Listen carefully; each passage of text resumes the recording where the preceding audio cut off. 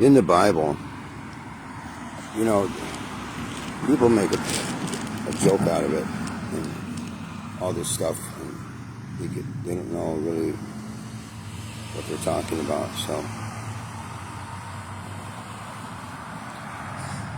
the forbidden fruit of Adam and Eve, it says in plain English, it wasn't a magical fruit.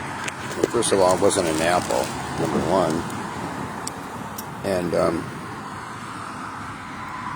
it was the knowledge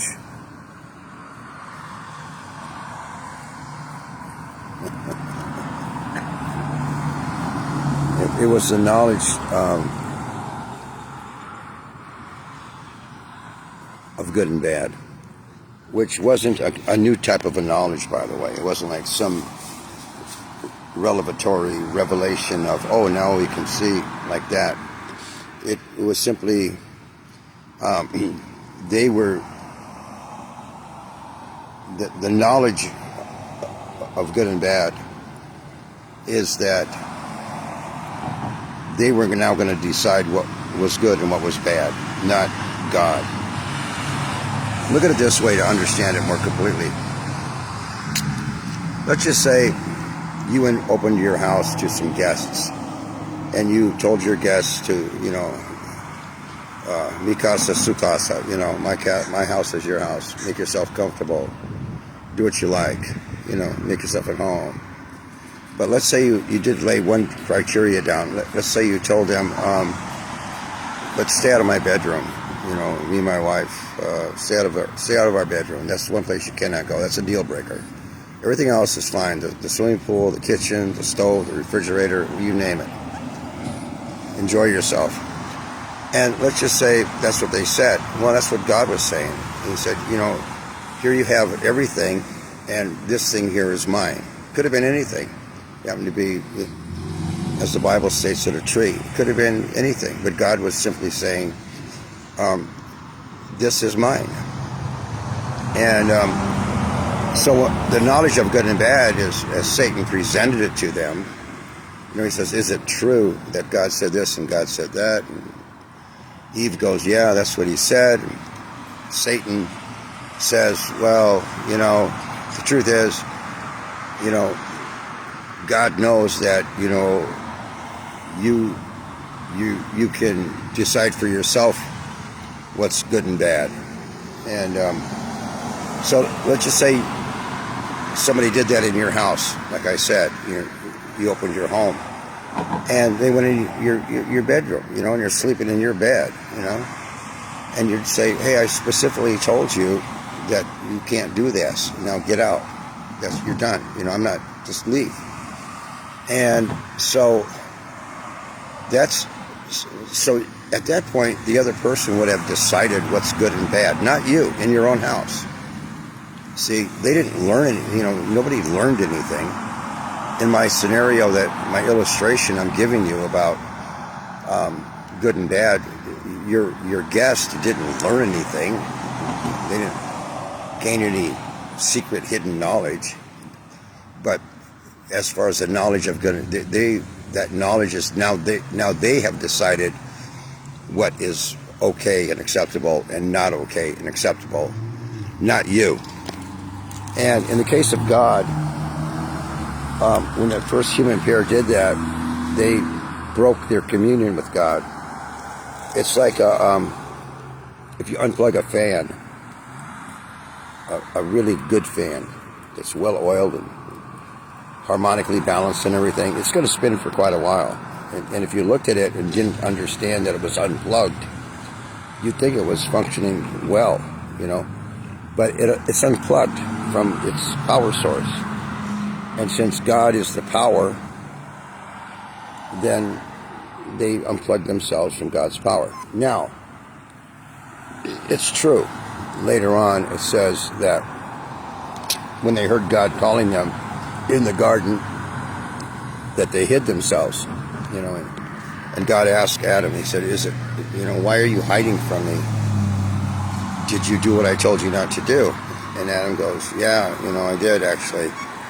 And it says they saw that they were naked. And then God in his kindness slaughtered some animals as for covering.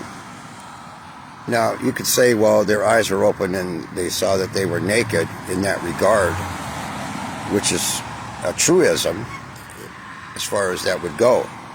Unarguably, that was, But keep this in mind. When you have, in a military sense, a hill that is not being guarded or protected, it's like a naked hill. It's just naked, or if you take a sword out of a sheath, like a sword, and you hold it up in the air, it's referred to as a naked sword because it's out of its covering.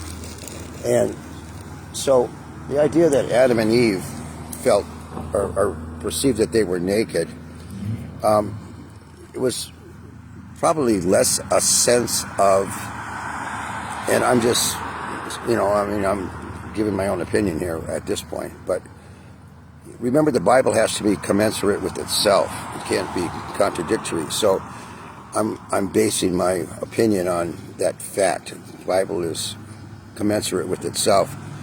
My thinking is that they felt bare and naked and defenseless in as much as they had separated themselves from their power source. They felt helpless, like unprotected, naked ground, or bare earth that's naked to the hot sun, or whatever. But, so that's that aspect of the story of Adam and Eve. But the main thing I wanted to share is the idea of the knowledge of good and bad isn't that they now gained some spectacular hidden secret knowledge.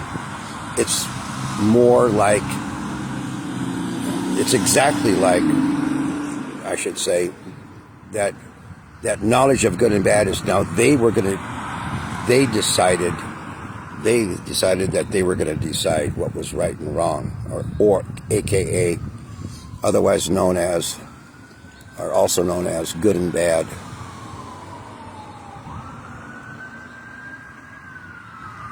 As far as the rest of it, some people say that you got to have yin and yang. I'm going to tell you something, man. Just me, and I don't think I'm that strange and unusual. But, I don't have to be poor to value that I'm not poor no more. I don't have to be broke to value money. And I don't have to be hungry to value a full belly. I can go just fine eating food every day and never miss, not having food in my belly. This whole idea of you have to have, darkness to have light. No, you don't. You can have light and more light and more light and more light and more light. Just like you look around the world today, you have people that have money, and then they have more money, and then they have even more money.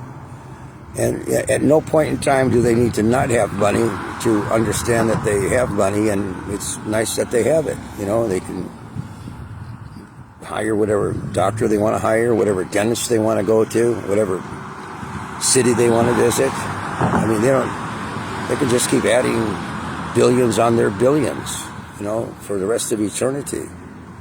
That's their hobby. Everybody has a hobby. Theirs is making money. Get a hobby. What are you going to do? Try making money.